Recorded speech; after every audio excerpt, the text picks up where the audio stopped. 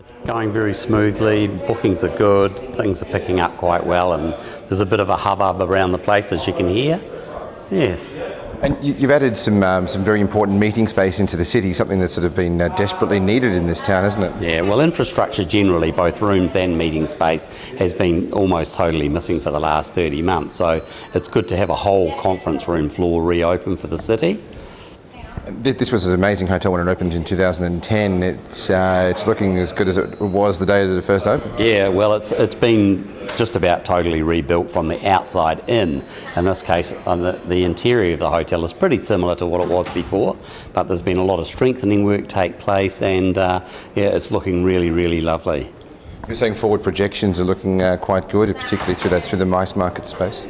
Yep, we've got good strong bookings. I mean, already on the first night that we opened, we had a very important meeting with for an airline and 68 travel agents, and then young professionals from various businesses at a breakfast meeting yesterday morning. And so far we've got a meeting every day booked for the rest of this week, and forward booking conferences are looking great.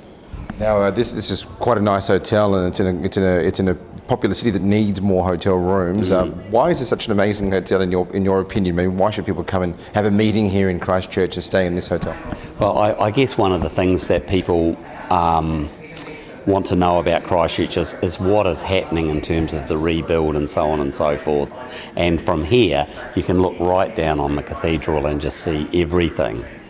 It's kind of become a whole concept at the moment, the whole pop-up city. There's pop-up malls, there's a pop-up cathedral now which is open, there's pop-up bars and restaurants. And what's the vibe like in the city? The vibe's really good, and with all those extra facilities coming online, there's a bit of something added each day.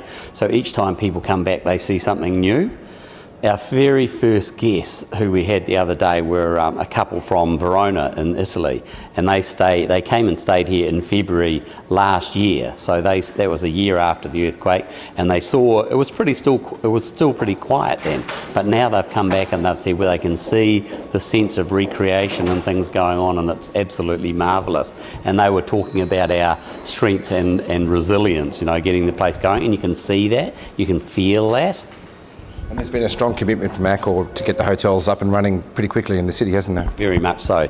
Yeah, no, Accor and the owners of the two hotels, the Ibis Hotel and the Novotel Hotel, are Host Hotels and Resorts International. So you know that group. So we've been we've been really well supported in getting those two operations up and going. And as you know, we have two other hotels still in town whose future is yet to be decided, and there will be more opportunities for Accor.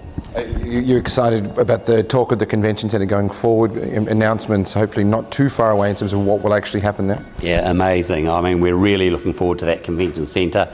Previously, probably the convention centre we had wasn't big enough, so in that way it's been fortuitous, and for us I mean it's going to be literally across the street, and that is really important infrastructure to have.